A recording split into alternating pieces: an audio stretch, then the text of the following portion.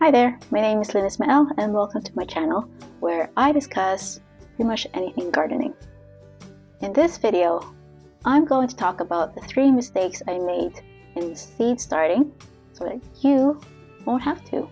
So let's get started.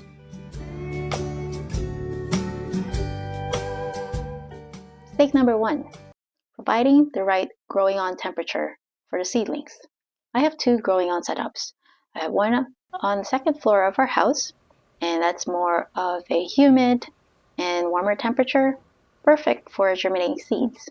And this year, I set up another growing setup downstairs in the basement, and that one averages about 13.8 degrees Celsius at night when the temperature outside dips down.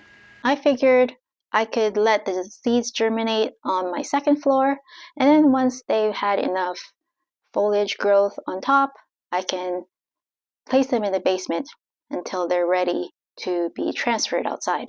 For the most part, it has worked out well. Most of the seedlings I'm starting right now are hardy annuals, so they prefer cooler temperatures.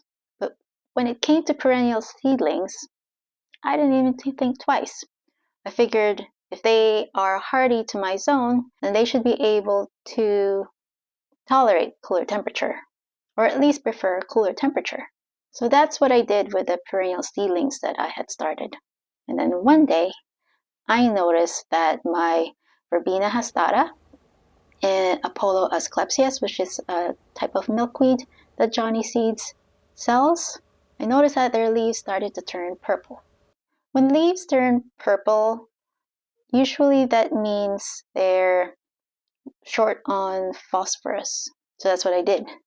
I usually use fish fertilizer, but then when I thought that my seedlings were deficient in phosphorus, then I added a stronger fertilizer that has more phosphorus. But that didn't work. Those seedlings just kept getting sadder and sadder. And so I got worried. Were the leaves turning purple a sign of soil-borne disease? Was it rust? Should I be worried too much?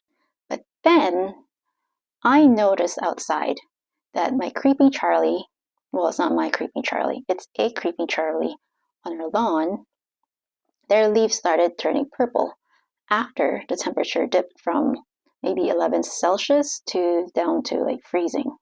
So that made me wonder, were my seedlings turning purple because I shifted their growing on temperature from something warm to a little bit cooler? So I went ahead and checked out the bulb culture guide that I bought just for reference. And sure enough, the Verbena hastata, or pretty much any verbena, and the asclepias, which is the milkweed, they prefer a growing on temperature of 18 Celsius or higher. And so I relocated them back up to the second floor, and now they're doing great. So my mistake number 1 is provide the right growing on temperature. Mistake number 2, not providing the right water requirement. One important factor when germinating and growing seedlings is keeping the soil moist. That's why a self-watering tray is a convenient way to limit your risk of your soil going dry and thereby killing your seedlings. So that's what I did with all my seedlings. All of them were in my self-watering tray. But then I started noticing that my echinacea and eucalyptus, some of their leaves started going brown. And so I thought maybe they needed more water. And so I gave them more water. Well, that didn't solve the problem. Then I realized that since they've grown big enough, that maybe they don't need that much water. Echinacea and eucalyptus are drought tolerant, and they prefer dry soil. Rookie mistake for me, for sure. So what I did was I moved them to a regular tray, and I just had to make sure that they don't completely go dry, because that's what eventually happened to one of my eucalyptus. I was so scared that I'd overwatered them that I didn't water them, and so they died. Oh well, I'll try again next year.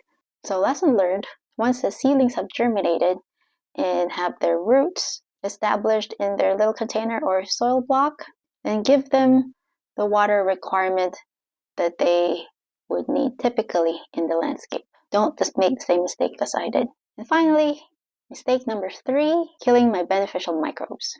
After learning more about regenerative gardening, I wanted to make sure that one of my goals for this year is to improve my soil microbiome and encourage microbes to grow in the garden. One of the ways I thought would help me achieve that is to start when plants are in their seedling stage, which meant that I had to use compost and worm castings in my soil blocks and cell-trait soil. I want those microbes to provide nutrients for my plants instead of just me just giving it more fertilizer. That's why I wanted more microbes in my soil.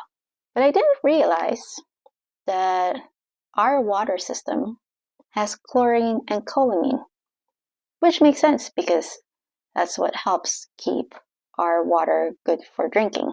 It kills bacteria. And what do microbes include? Beneficial bacteria. So instead of me helping or encouraging the bacteria to thrive, using chlorinated water actually killed them. So now I bought a filter that filters out chlorine and choline in my water system. So at least when I water my seedlings, that I'm not actually killing the microbes that I want in that soil. So lesson learned, if you want microbes to help your plants get the nutrients they need, use filtered water. So there you have it. 3 mistakes that I learned this year alone on seed starting that I shared on this video so that you won't have to make the same mistakes. If you like this video, feel free to like and subscribe, and I'll see you again next time. Bye!